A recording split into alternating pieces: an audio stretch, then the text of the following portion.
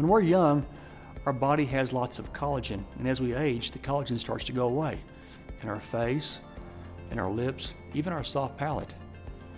And then sometimes too, as we age, we gain some weight, and our neck becomes a little thicker, makes us prone to snore and sometimes have sleep apnea.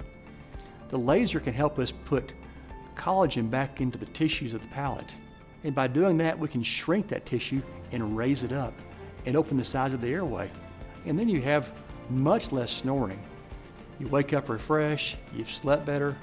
It's a great procedure for us.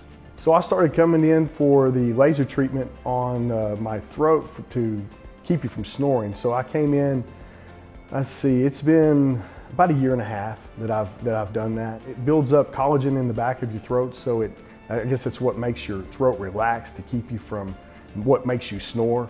And so it builds that collagen back up in the back of your throat, and then you don't snore anymore.